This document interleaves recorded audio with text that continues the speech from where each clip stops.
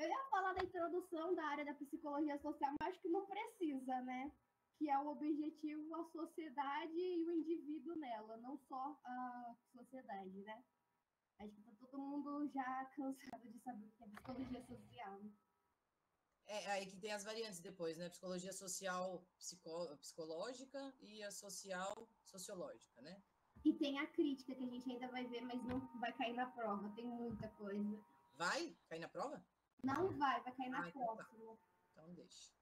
A gente vai começar com Lucy Goldman, que foi o primeiro que ela comentou, que na frasezinha famosinha dele, ele fala: quase nenhuma ação humana tem por objetivo um indivíduo isolado. O sujeito da ação é um grupo, um nós. Então ele fala que o nós é o verdadeiro sujeito da história. Não se trata somente da individualidade que grande parte dos pesquisadores da psicologia social aponta, né, de estudar só o indivíduo. Não. A gente tem que estudar o conjunto que determina as estruturas da sociedade, e não é só uma pessoinha, é o conjunto delas, sabe? E o Goldman fala isso. Eu decorei pela forma do tipo, Goldman traduzindo de forma horrível seria homem de ouro, e ouro é para todo mundo. Eu não sei o que eu fiz, mas eu decorei assim, sabe? Essas loucurinhas de interligação. Esse é o anticapitalismo. É para tudo. O método experimental, ele é mais utilizado na psicologia social e é um processo que investiga científicos com o objetivo de determinar a relação da causal entre várias etapas, né? E ele tem como a principal característica a manipulação de uma variável ou mais variáveis, né? E aí eu dei um exemplo. O pesquisador quer saber se ouvir música clássica melhora a concentração. Então, o que ele faz? Ele faz o grupo de choque e o grupo de teste. Tem um nome específico, mas ela não pediu. Mas um grupo, ele vai colocar estudando com música clássica e o outro em silêncio. Então, ele vai comparar. Aí, por que é um método experimental? Porque que ele se meteu na manipulação dessa variável. Dá para entender? A música clássica e o silêncio são as variáveis daí, né? É isso. Dizendo que me deu alergia. Mas sim, são as variáveis. Tipo assim, um grupo sem, no outro com. Então, eles colocam essas duas variáveis para analisar. O método experimental é do Wundt. Hã? O método experimental é do Wundt. Tem vários, mas tinha um, eu acho que era, mas a gente vai ver mais para frente. Ele foi o primeiro laboratório, né? O Wundt, por isso que a Suzy está falando. O primeiro laboratório Sim, foi o Wundt. Mas não é só dele. Ele é mais estruturalismo, sabe? É que ele começou querendo, né, fazer... O primeiro laboratório para aí depois a introspecção, né? Ele começou com a introspecção, né? Yes. Aí tem a breve historinha da psicologia, que isso aqui não é a breve história, eu não coloquei nada de história louca que cansaria todo mundo. É o livro, aqui a gente já começa no texto, né? Então, o Torres e Neiva, que são aquele livro gigantesco que dá dor de cabeça em qualquer um, falou que há duas modalidades da disciplina social, que é a social psicológica e social sociológica, né? Qual que é a diferença? A psicologia social busca a compreensão dos processos interindividuais, ou seja, sentimento, pensamento e comportamento daquela pessoa, podendo ou não ser na sociedade, mas é daquela pessoa, é o individualista daquela pessoa. E o sociológico é o resultado da experiência social que adquire no grupo. Então, uma é o individualista individuais, é só a pessoinha, e o outro sociológico é analisar ela no grupo. Deu para entender?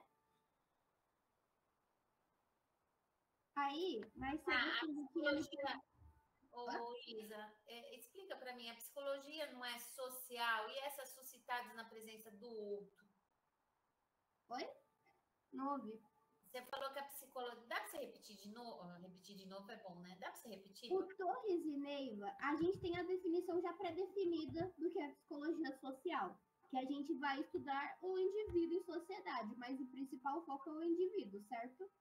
Tá. Não a sociedade.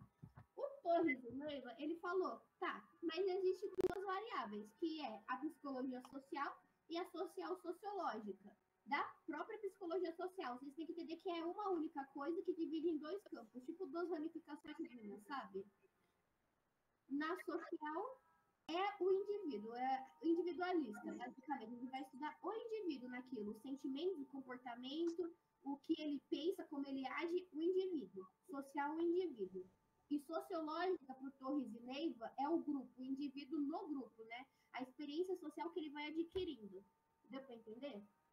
Ah, aqui a psicologia social é a psicologia social psicológica, a primeira.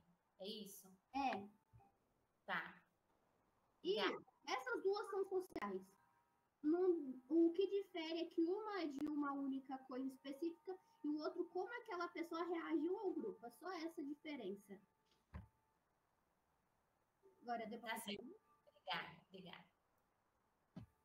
Aqui a gente já vai começar, porque o seguinte, eu diminuí o máximo que eu consegui. Eu acho que tem 7, 8 autores. Mas ainda assim, tem uns que são mais importantes do que outros, e aí eu detalhei só o mínimo possível para cada um, para a gente compreender o que eles fazem, né? O Gordon, ele é um dos mais citados, então é sim um dos mais importantes, não tem como a gente negar. E ele procura explicar os sentimentos e pensamentos, comportamentos na presença real ou imaginada. Ou seja, a definição dele mostra que nosso comportamento é moldado pelas relações sociais, mesmo que essas relações sejam só na nossa cabeça. O que significa? A gente se molda perante a sociedade. Queremos ser aquilo que é mais apropriado para a sociedade.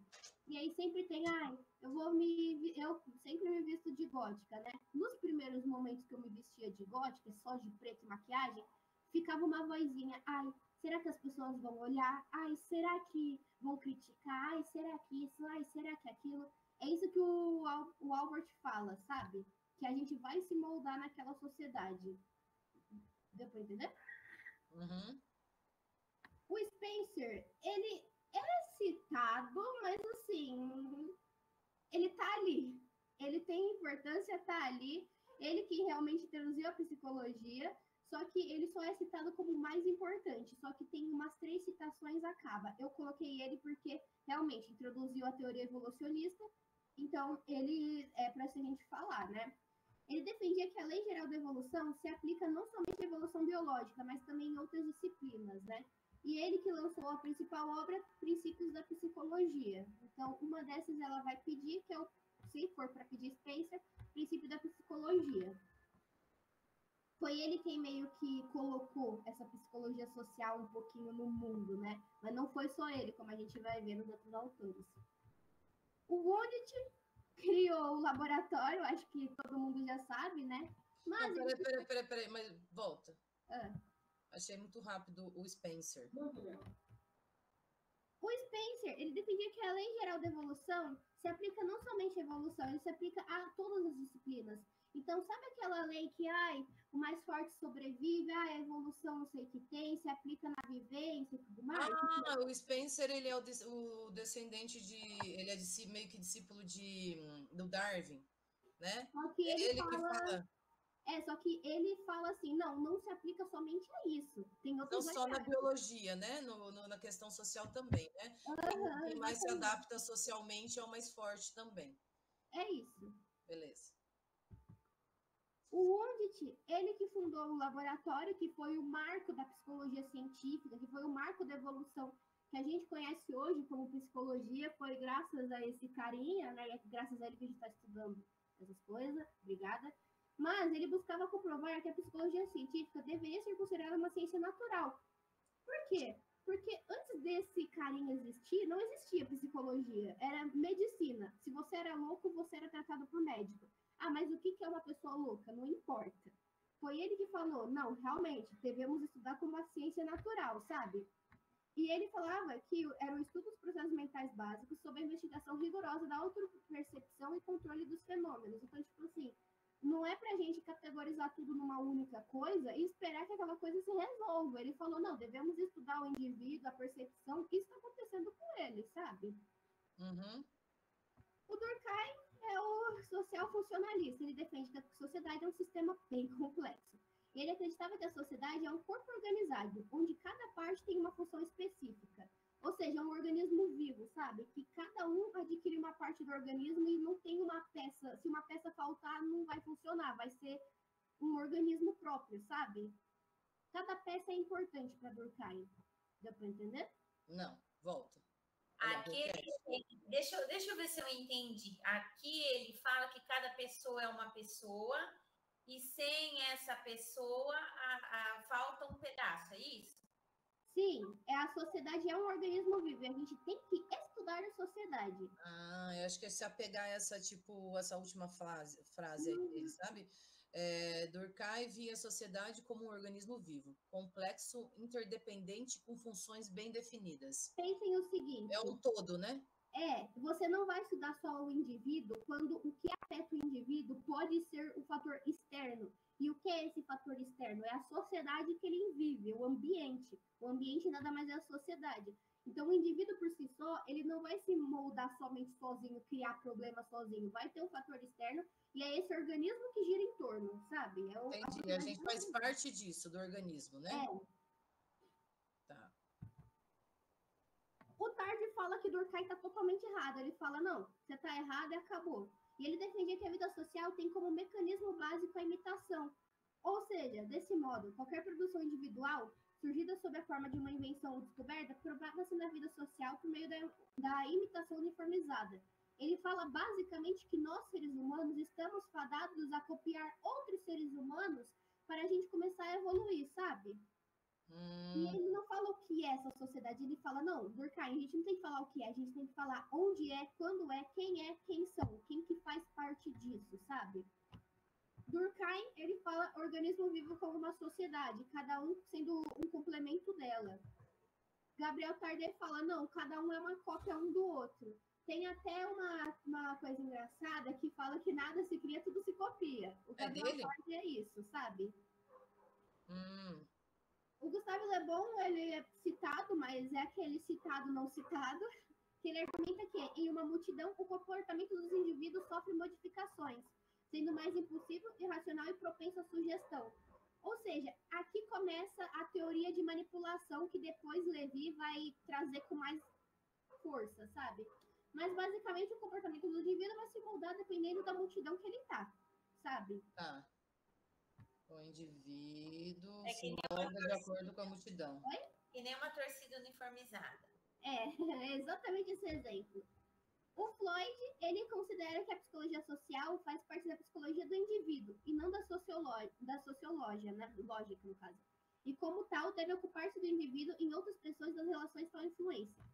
O que significa? Todos esses outros, eles falaram que a sociedade influencia até certo ponto. Gabriel Tarde falou que cada um é uma cópia um do outro.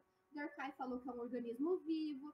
O Handit falou que a gente deve fazer um individualista, como ele foi um dos únicos que falou isso. Mas todos eles falavam que a sociedade tem algo em ponto. Mas o Freud não, ele falou que a psicologia social faz parte do indivíduo e não é de uma sociedade como um todo. A gente tem que analisar o indivíduo, sabe? A influência que ele tem nessas situações. Dá pra entender? Freud, cadê ele? Floyd, não Freud. Floyd.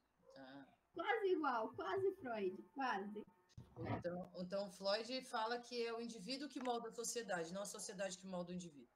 Não, é mais do indivíduo como ele tá, mas moldar também faria uma parte do que ele propõe, quando a gente vai ver mais aprofundado, que ele volta a ser falado depois, né? Peraí, ele considera que a psicologia social faz parte da psicologia do indivíduo e não da sociologia, e como tal deve ocupar-se do indivíduo em outras pessoas e das reações e tais influências. Tá, peraí, então... deixa eu vou tirar uma fotinha aqui. Peraí. Eu vou resumir da seguinte forma. Ele fala que a psicologia é do indivíduo, não é uma parte da sociologia, não é uma parte da socióloga, não é uma parte nada disso, é do indivíduo, sabe? A gente vai analisar o indivíduo. Mas tá, como assim? A gente deve se preocupar com as influências em outras pessoas, mas é focar no indivíduo, não no social como um todo, é o indivíduo em análise. O Levi é o meu favorito, ele é o meu queridinho. Por quê? Ele surgiu na Segunda Guerra Mundial, né? Ele era judeu, fugiu do nazismo, e foi a partir daí, dessa loucura toda, que ele falou, tá acontecendo uma coisa louca, tem muita coisa ruim acontecendo, vamos tentar explicar, né? E o que ele falou? Ele é o cara que olhou pro Hitler e falou, por que tem tanta gente seguindo esse louco? Aí ele explicou que ele desenvolveu a pesquisa sobre o clima grupal, ou seja, quando uma pessoa se mostra influente o suficiente para demonstrar uma certa, entre aspas, empatia ou uma certa afinidade com algo cujo qual o grupo esteja necessitando, as pessoas tendem a seguir esse líder, sabe? Ah, eu lembro desse aí. É basicamente isso, é a experiência grupal. Então ele fala, não, a gente está sempre seguindo um líder e a sociedade se envolve nisso, né? E é esses comportamentos que a gente vai analisando. Os nossos comportamentos se envolvem tanto no líder quanto no que a gente acha que ele está certo, sabe? Uhum. Deram para entender? É esse que fala que a gente procura quem é parecido com a gente? É ele? Não. Esse daí, pelo que ela tá dizendo. Posso falar, Isa? Pode? Eu não sei se foi, mas acho que não foi ele. Eu fiz um trabalho de experimento, teve um experimento feito, acho que vocês vão conseguir entender. Que era para saber até onde tinha um pessoal da Segunda Guerra sendo julgado, e o cara que estava sendo julgado, ele alegava que ele só estava seguindo ordens. Apenas isso. E aí, então, foi feito um experimento para ver até onde as pessoas apenas seguem ordens e até onde elas vão pelos próprios valores, entendeu? E o resultado disso foi que a maioria, mesmo colocando outra pessoa em risco nesse experimento, ainda assim continuava seguindo ordens de alguém mais autoritário, entende? Então, não que necessariamente a pessoa ela é ruim, ela se deixa influenciar por um autoritarismo, que foi o que aconteceu no nazismo. E o Levi estudou isso. É tudo que o Levi falou que você falou, Camila. É literalmente isso. Ah, é? É que eu fiz o experimento, a gente reproduziu o experimento em sala de aula, então acho que vamos falar sobre o experimento um E é dia. até um pouco assustador a gente pensar nisso, né? É, bem assustador. Tem vários experimentos sobre isso, tem filmes dos experimentos, se vocês quiserem eu passo tudo para vocês. Por favor. Ah, e Suzy, se você quiser pensar com mais clareza, pensa que isso aqui é o do George Orwell. O Levi é o George Orwell, sabe? Ah, pera lá. Fala de novo que saiu meio... É o quê? Se você quiser decorar com mais facilmente, você pensa que o Levi é o George Orwell. O George Orwell é o Levi que não estudou psicologia. Quem que é Tá. o George Orwell? Nossa, é um escritor maluco, mas incrível. Do Admirável Mundo Novo, não é? Oi? Não é o do Admirável Mundo Novo, George Orwell? Não, é do Esse é o Aldous Huxley. 1984. Ah, A Revolução dos Bichos. Revolução dos Bichos tambem. Esse escritor é famoso, eu amo ele. Hello. Oi, eu cheguei agora. Olá! Você quer que a gente volte? Pô, vocês estão aqui faz meia hora, né? Se vocês forem voltar, vai ser meio vacilo, né? Não. Eu vou voltar tem isso também. nos autores, então, porque até onde a gente viu era só o conceito de psicologia, do que é psicologia social, pode ser? Pode. Faz um speedrunzinho aí. Bora. O Spencer, ele que introduziu a obra Princípios de Psicologia, né? E ele defendia que a lei geral da evolução se aplica não somente à biologia. Ele que teve um pouquinho do Darwin, sabe? Só que ele fala, não é somente Darwin, também em outras disciplinas que a evolução e a solução humana se aplica, sabe? Esse aqui, o Gordon, ele buscava explicar os sentimentos e pensamentos do indivíduo na presença real e imaginada das pessoas. Então aí eu dei um exemplo assim, que a gente é moldado pela sociedade e pela reação do que elas nos regem. Então, eu estava falando, quando eu comecei a me vestir como gótica, nos primeiros momentos que eu passava maquiagem preta, essas roupas tudo preta, eu ficava pensando, nossa, mas será que as pessoas vão olhar? Será que as pessoas vão criticar? Sou de psicologia, não vai dar certo. E o Gordon, ele explicava isso. Deu para entender? Acho que sim. O Onit foi o cara que criou toda a psicologia. Ele falou que não, a gente não deve considerar somente uma única coisa, deve ser considerada uma ciência natural, e a gente tem que pesquisar isso. Foi ele que fundou aquele laboratório famoso também, sabe? Laboratório de Leipzig. É o primeiro laboratório, né, da psicologia. Tô ligado. O Durkheim é uma teoria social funcionalista, que ele defende que a sociedade é um sistema complexo. Então, o que é? A sociedade ele é um organismo vivo. Cada um tem um papel na sociedade, não rege sem as pessoas, e a sociedade é aquilo, sabe? A gente tem que analisar o indivíduo juntamente à sociedade. Dá pra entender? Uhum. Eu não sei se o Felipe tá entendendo. Eu falei uhum. Ah, não. O microfone tá bom? testar um negócio, peraí. O Tardet, ele é o oposto ao Durkheim. Então, ele defendia que a vida social tem como mecanismo básico a imitação. A gente não sai de uma evolução de organismos, sabe? A sociedade não é um organismo, a sociedade é uma imitação de tudo. É que nem nada se cria, nada se constrói, tudo se copia, é ele. E em vez do Durkheim que fala o que é esse organismo, o que é essa sociedade, ele substitui para a gente explicar onde é, quando ocorre, quem que é e quantas pessoas são, para explicar essa imitação da sociedade. Deu para entender? Sim. O Le Bon, ele argumenta que em uma multidão o comportamento da pessoa pode se alterar, então pode ficar impulsivo, irracional. A Suzy deu os exemplos das torcidas organizadas. O Le Bon, ele argumenta isso, sabe? Que dependendo da multidão, o seu negócio vai se alterar, você vai dar uma louca na sua cabeça. Certo. O Freud, ele considera que a psicologia social faz parte da psicologia do indivíduo e não da sociologia. Então, tipo assim, não é somente algo social, de parâmetro social do grupo. Tá, o indivíduo tá no social, mas é o indivíduo em si. A gente tem que se preocupar com o indivíduo e a relação dele, das pessoas e a influência delas. Mas é o indivíduo, sabe? É que nem a prova que a gente fez hoje. Esse sujeito, a gente se foca no sujeito, não somente no ambiente. Uhum. Dá pra entender? Uhum. Sim, Você conhece George Orwell? conheço. O Kurt Lewin é o George Orwell. Ele fala que Essa parte desenvolveu eu uma peguei. pesquisa em que as pessoas são manipuladas por um louco, ou por, em palavras mais bonitas, são influenciadas por pessoas que elas se detalham mais, que a chamem mais atenção, que tipo, nossa, se apegam, sabe? Palavras manipulativas bonitas. O maior Uhum. exemplo disso foi que ele foi quem estudou Hitler. Ele pensou, por que esse louco tem tanto seguidor? Vamos estudar. E foi isso que ele criou essa teoria. Deu pra entender? Uhum. Sim, sim.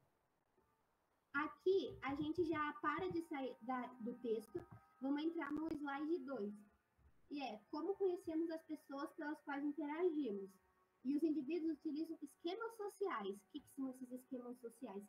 Primeiro, eles rotulam as pessoas. Então, são esquemas pessoais que a gente analisa a pessoa em si.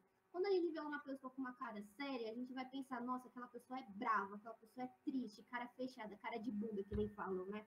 Isso é meio a mesma ideia dos esquemas da matéria do Felipe? Oi? Isso é meio a mesma ideia de esquema da matéria do Felipe? Sim, e é a mesma ideia de esquema que a gente teve na matéria do Henrique. É o mesmo conceito, em tudo. Uhum. O rótulo de grupo é formado por estereótipos e preconceitos, que nem tá no Felipe também. E o rótulo de funções e esquema de papéis, que a gente vai analisando conforme os papéis. Aí vocês vão ver mais detalhadamente. Papéis são, por exemplo, a pessoa é boa em matemática, ela não deve ser psicólogo, ela deve ser, como falar, arquiteto, né? Esses são rótulos que cada papel, e também papel de gênero, papéis assim, sabe? Uhum. Aí tem a interação social de linguagem não verbal, que é a fim de conhecermos os outros. Baseamos também nossas impressões nas expressões faciais e corporais quando analisamos pessoas, que nem eu disse. Vão ficar com uma cara séria, vão pensar que você tem cara de bunda. Mas o processo de percepção social ele é feito em etapas, que é o comportamento alheio atinge nossos sentidos, então a gente se foca numa coisa, queremos saber aquelas coisas, e daí que a gente faz as ações de nossos interesses, que podem ser baseados em preconceitos, estereótipos, valores, atitudes conduzidas à ação de um conceito. A gente se foca naquilo, aí tá, nossa, ela é tal coisa, ela é tal coisa, tal coisa. Por quê? Porque eu olhei e me baseei naquilo, sabe? Deu pra entender? Uhum.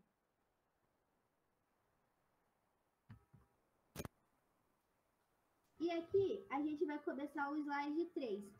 O slide 3 e o slide 2, eu peguei tudo que a professora falou, mas também eu coloquei o que tem no slide dela como alguns exemplos.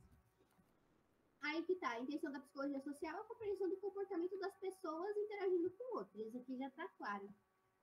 Aí nós estamos olhando uma interação e a forma na qual estamos olhando para aquela situação vai determinar um comportamento.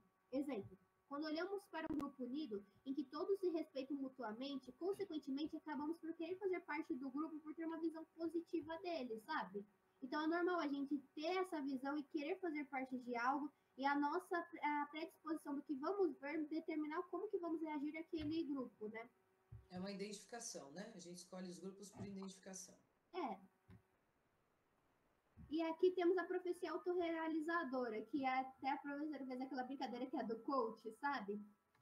É um conceito que descreve como expectativas ou crenças sobre um evento futuro podem influenciar as ações das pessoas de forma que esse evento se torne realidade. Aqui, ela deu um exemplo que basicamente é assim, uma criança de 4 anos que fala que o menino é desobediente, que ele é malvado, isso, aquilo, sabe? Talvez o menino vai começar a olhar para isso e falar, nossa, é verdade, mas eu não posso mudar, talvez eu deva ser isso, aquilo, sabe? Ele vai se conduzir a continuar naquele comportamento, porque para ele talvez não faça diferença, sabe? Então, aqueles únicos negatividades, como fala? Características negativas e que influenciaram a criança.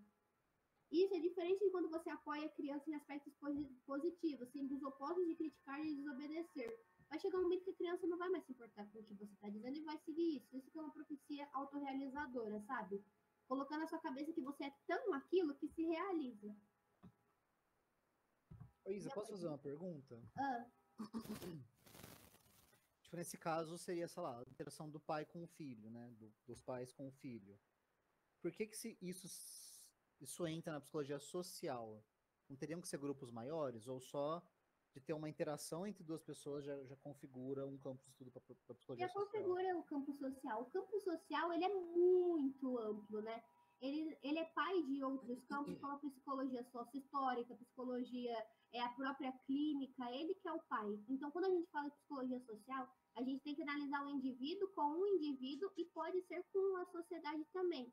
Neste caso aqui, é a interação social entre dois indivíduos, a criança de 4 anos e o responsável. Se tivesse 2 responsáveis, seria social. Se tivesse a sociedade inteira contra a criança, continuaria sendo social. Deu para entender? Uhum. Mesmo Sim. porque a consequência dessa relação aqui, mesmo que seja de 2 pessoas, vai repercutir na sociedade, né? Exatamente. Tem outros casos de profecia realizadora que também são relacionados à sociedade, mas tudo que vocês têm que imaginar da psicologia, ela é social em todos os sentidos possíveis. Uhum. A não ser que, claro, o cara que vocês vão analisar tenha ficado numa ilha por 10 anos, mas aí que entra também a psicologia social. Como que vocês vão reintegrar ele para a sociedade? Deu para entender que ela está interligada em tudo? Uhum. E aí a gente vai entrar no slide de como conhecemos a nós mesmos, que são através dos aspectos. A gente tem 3 aspectos principais, né? O primeiro é o cognitivo, que é forma de autoconhecimento, introspecção, observação de nosso comportamento em comparação a outros. Então, o Leon Festinger, ele fala, na ausência de critérios objetivos para nos avaliar, recorremos à comparação social. Porém, não somos comparáveis com qualquer pessoa, mas sim com aquelas que são parecidas conosco. Então, esse aqui é o parecido. Eu vou fazer amizade com o fulaninho. Por quê? O fulaninho tem gostos parecidos comigo. Nossa, me identifico muito com o fulaninho. O fulaninho gosta de tanque. Esse é o cognitivo, deu para entender? Aham. O afetivo forma-se principalmente pela autoestima, onde passa entre eu real e o ideal, né? E o Weiner, a gente fala que acabamos por ter atitude de tendenciosidade autosservidora, ou seja, proteção do próprio eu, que se resume na tendência de evitar sentimento de baixa estima. Com isso, acabamos atribuindo sucessos a causas internas e falhas a causas externas. Então, tipo assim, a professora deu um exemplo, tirei 10 na prova, fui eu, nossa, eu tirei minha nota, né? Nossa, tirei 2 na prova, porque eu não estudei, porque não deu tempo, porque não sei o quê. Lembro desse cara aí. Aqui ficou clarinho? Eu acho que eu não estudei e não deu tempo, é a resposta mais honesta, né? Mas é que a gente não atribui as coisas ruins a nós, né? É só o externo. A E causa as externa boas a é nós. porque essa professora, como ela é não sei o quê. Um exemplo mais prático. Teve vários jogos das Olimpíadas que foram um fracasso porque o segundo lugar vivia acusando o primeiro de ter tomado bomba. Principalmente no de corrida, que até saiu briga entre os ganhadores, né? Porque, aquele cara lá tomou bomba, né? Por isso que ele ganhou, olha eu aqui, né? Aí você viu o primeiro lugar e estava agradecendo a todo mundo, agradecendo ao que ele estava treinando muito, né? Isso é um exemplo. O segundo, culpou, ele não se culpou, né? Não falou, nossa, eu deveria ter treinado mais. Ele falou, não, aquele cara tá tomando bomba.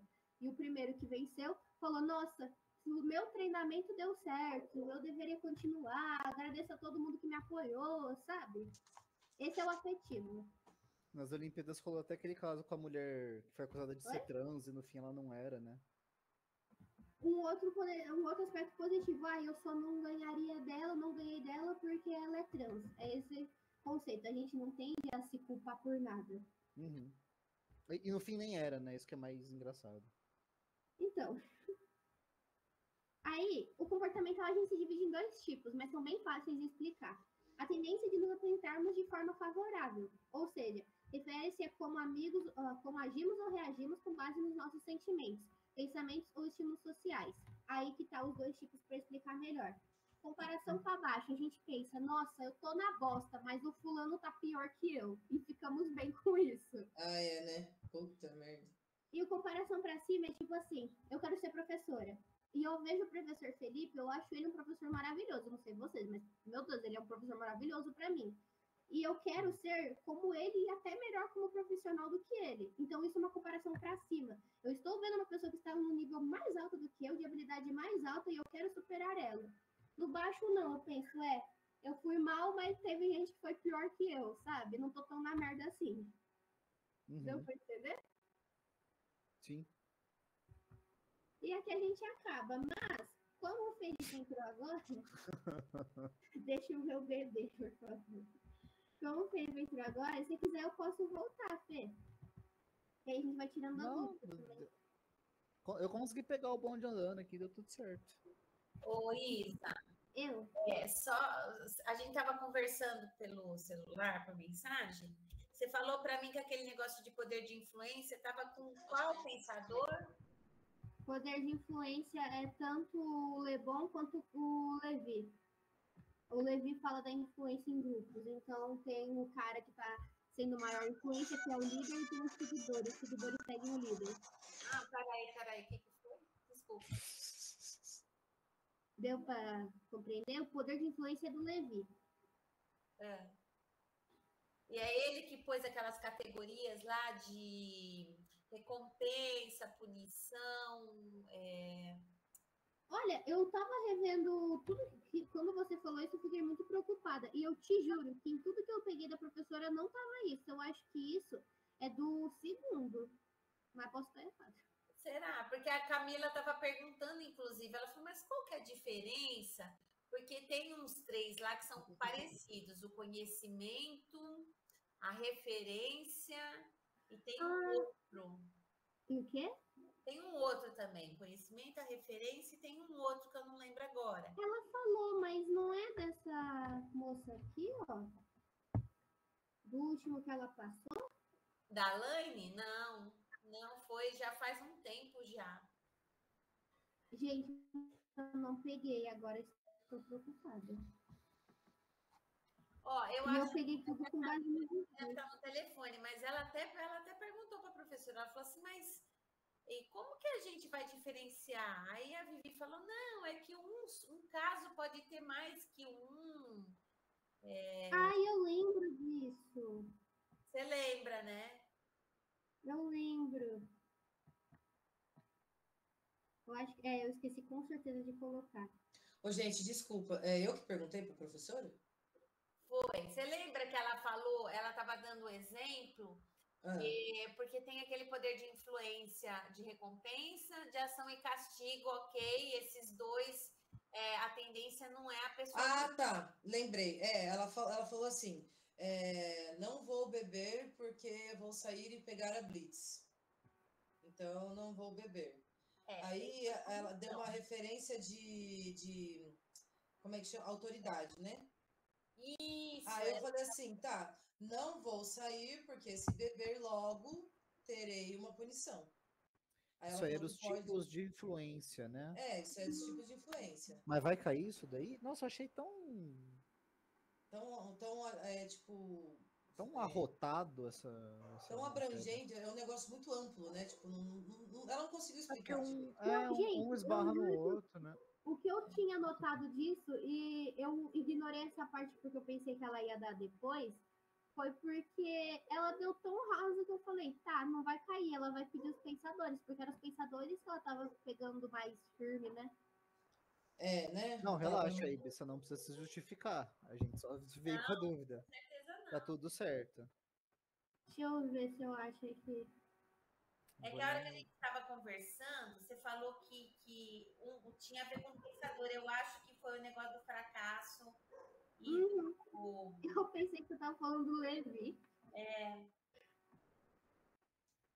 eu ver. É que eu também perguntei disso. Eu perguntei das duas coisas. Ah, e essa parte aqui, não é? Como influenciam as pessoas? As bases do poder social. Isso aí, achou. Isso. Eu acho que a Camila teria que explicar essa parte. Oi. Que parte que vocês querem? Desculpa, a gente tava vendo uma mensagem aqui. Poder de coerção, poder de recompensa. Oxi, Essa Felipe. que a gente estava falando. Vamos Hum, fazer ao vivo mesmo. Como que fala? Foi o Ratinho que falou quem sabe faz ao vivo? não, esse daí é o Faustão. Quem sabe faz ao vivo. Vamos lá. Que aí no. Nossa, poder legítimo. O É que as coisas coerção. se perdem entre o poder legítimo, né? O poder de autoridade. É tipo, acaba caindo no mesmo lugar, entende? O Não, ó. poder. Acaba, mas não acaba. Coerção é a forma com que eu vou manipular aquela pessoa, com que eu vou coagir ela a fazer aquilo que a gente gosta, né? Ela dá até os exemplos. Um grande exemplo é da Segunda Guerra Mundial, né? Mas aí eu chego e falo assim, ó, Camila, eu acho que a gente, em vez de ter que estudar Viviane, estudar Felipe tá mais difícil, porque isso, aquilo. Tô coagindo ela a não estudar para amanhã para voltar pro Felipe, mas aí tem as consequências, né? E o recompensa é que ela falou que pode ser tanto boa quanto ruim, não era? Que podia ou não ser punitiva. E aí depende da capacidade da gente punir ou recompensar ele, não era? Então, tipo, a pessoa vai poder te dar um tapa ou vai te dar um doce. Ela não falou isso. Você consegue coagir a pessoa através de uma punição ou através de uma recompensa. É, Moleque, se você não descer daí, você vai apanhar. Filho, desce daí que mamãe te dá um doce. que esse exemplo tá Você já dando tá Camila. Camila. Oi? Você já tá treinando já. Ai, nossa, foi sem querer. Olha o ato falho aí, olha o ato falho. Veio na hora, assim. Vou fingir que nada aconteceu. O legítimo, referência da pessoa. O legítimo seria o quê? O legítimo é que não tem, que a gente não tem o que fazer, tá na autoridade, não tá? Isso, exatamente. Ele Referência tem a a palavra, gente ele legitima a palavra, né? Ele tem é, Não, poder de fala. acho que legítimo é um poder mais físico, violento mesmo, assim. Tipo assim, guarda tá apontando a arma pra você, sabe? Não, não é só isso. Tem Ele a tem uma ver com influência autoridade, sim. autoridade, sim, mas não Autoridade só legítima. autoridade. Tem o poder de autoridade, mas a autoridade não se limita apenas a algo mais violento. Você pode ter isso com um médico. Ele tem o poder legítimo da palavra porque ele estudou. Mas é Ele Entendeu? tem conhecimento, não é? autoridade para falar aquilo, né? É conhecimento, exatamente. Conhecimento, título, né? tipo Coisa que assim, o você. legítimo é a seguinte, por que, que eu não posso ir contra aquele cara? Porque na hierarquia ele tá acima de você. Mas por quê? Porque está, esse é o legítimo, sabe? A gente não pode machucar tal fulano porque, querendo ou não, ele está acima da gente, seja na influência, seja no conhecimento, na referência, seja na fama, mas ele está Isso. acima. Tanto que aqui está escrito, né? Competência maior que a minha. Então, ele tem competência maior que eu, o lugar de fala maior que eu, porque os professores, por exemplo, eles têm um lugar de fala competente maior que nós. Então, a gente legitima as aulas deles, as palavras deles, o conhecimento deles. É basicamente isso. Depende, se for a Giovana, ela fica assim, gente, aquele filme, como chama? Temos as exceções, né? E se for a Gabriela, ela fala, ai, pesquisa no livro. Gente, pesquisa no livro. Ai, tá bom, mas pesquisa no livro. Você pergunta uma coisa pra ela, fala, ai, tem no livro. Então, mas isso aí são as exceções, né? Mas ainda assim a gente estuda para a prova deles, a gente ainda assiste a aula deles e vai seguir as coisas deles, entendeu? Não vai contra eles. Deixa eu saber. Gostando ou não, né? Gostando ou não. Base de poder social. Pesquisas demonstram que, quando somos influenciados a fazer coisas que não queremos fazer, e a base da influência é o poder de uma coerção, legítimo ou de conhecimento, facilidade em nos eximir de responsabilidade pelo comportamento exibido, em contrapartida, as demais bases do poder. Eita, pera. Nossa, ficou confuso, foi mal. Pesquisas demonstram que quando somos influenciados por coisas que não queremos fazer, e a base de influência é o poder de coerção e tudo mais. Facilidade em nos eximir da responsabilidade pelo comportamento exibido. Isso daí tá falando sobre o que... Quem que é o cara que falou sobre... Aqui, ó, o Levi. É basicamente sobre isso que ele tá falando. Né? Eu vou ler novamente assim, ó. Pesquisas demonstram que quando somos influenciados a fazer coisas que não queremos fazer, e a base da influência é o poder de coerção, legítimo ou de conhecimento, ou seja, o poder de uma autoridade acima de nós, a facilidade em nos eximirmos da responsabilidade pelo comportamento exibido. Então a gente tira o nosso corpo fora, só estou recebendo ordens. Tira o meu da reta. E realmente, né? Só eu odeio esse tracinho da Vivi, porque pra mim isso daqui é que nem um parênteses, ela só dá dando uma explicação pra continuar com ponto e vírgula. Mas é isso mesmo. Em contrapartida, as demais bases de poder, recompensa, referência e informação são percebidos como os mais dependentes da pessoa que os emite. Aí a gente cai naquilo que você já tinha explicado pra gente, né? Que quando a coisa é ruim é o outro, né? Tipo, eu só tava cumprindo ordens. Mas se quando você faz algo que te traz um benefício, um reconhecimento, aí você diz que você não responsabiliza o externo. Né? É isso? Só eu tô perguntando. Eu acredito que seja, porque eu entendi isso. Né? Se a recompensa, referência e informação são percebidos como mais dependentes da pessoa que os eminentes, né? Porque base de poder, recompensa, referência... Porque a recompensa a gente aguarda da pessoa, a referência a gente pega da pessoa, e a informação a gente obtém da pessoa, né? É dependente das pessoas. Não é uma coisa externa. Pelo que eu entendi, foi isso. Com base no que você também disse. Tá, é o biscoito. Também. Outras formas de influência. Princípio do contraste. Desejar que o outro não reaja de forma severa, informando situações piores que aquela pessoa realmente ocorreu. Saúde, não segura espirro, não. Também. Princípio da reciprocidade. É esperar a retribuição dos outros. Ela falou que a gente não deveria esperar. Ela até falou, a gente não tem que ser cachorro mandando rabo para esperar. Eu tô lembrando mais ou menos das aulas dela. A pressão social, dizer que outras pessoas apoiam nossas posições. E a influência normativa, influência de minorias, influência normativa, influência de minorias. Nossa, que detalhe incrível, né? Não, é que ela se fala por si só já, né? A descrição da Viviane é a coisa mais magnífica que eu já vi na minha vida. Regras sociais e influências normativas. Há uma grande pressão para a emissão de comportamentos coerentes. E segundo Moscovici, a maioria decidida e persistente pode alterar a posição da sua maioria. Eu acho que aqui era minoria. Deve ser minoria. As maiorias, em geral, induzem as pessoas por meio da influência social normativa, enquanto as minorias persistem e coerentes, produzem aceitação por meio da influência social informativa. Da informação que ela fala, né? Não interessa qual é a fonte. Importa que eu tenha essa informação. Eu vou passar isso para Word, não. Vou passar no... não, que o pessoal gosta de imprimir, né? Vou passar para Word rapidinho. Ai, gostosinha, Felipe. Ela tá roubando a cena. Você não pode fazer isso.